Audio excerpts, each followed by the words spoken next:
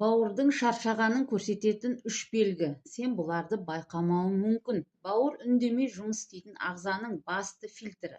Ол күн сайын 700-ден астам химиялық реакция жасап, ағзаны токсиннен, дәрілер мен зиянды тағам қалдықтарынан тазалап отырады. Бірақ ол шаршаса, бұл туралы айқайламайды, тек белгілері арқылы сыбырлайды. Бірінші, тері мен көз, ішкі уланудан айнасы. Көздің ағы сарғыштар табастаса, бетте безеу, қышу, пигмент дақтар шықса, бұл жай косметикалық мәселе емес, бұл бауыр маған тым ауыр деп айтып тұр. Екінші, токсиндер мен қан арқылы теріге шығып кетеді. Теріміз екінші бауыр, сондықтан тері бұзылса, тазалау уақыты келгені. Таңертең ұйқыдан тұрғанда да шаршаңқысың ба?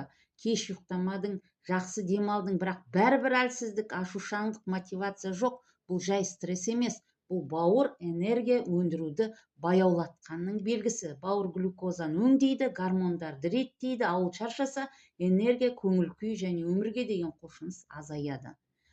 Ас қорытудағы ащы шындық, ауызда ащы дәм, іштің кебуі, майлы тамақтан кейін жүрек айну, бұл да жай ішім көтермейді емес. Бұл өт ағымы баяулап, бауырдың жүктемеде тұрғаны. Өт майды қорытуға жауапты, ал бауыр оны шығара алмаса, ағза жүк астында қалады. Қарапайым тілмен айтқанда, егер терің өзгерсе, энергияң азайса, ас қорытуың бұзылса, бұл сенің ағзаңның мені тазала деген сигналы. Бауырға демалыс пен қолдау бер.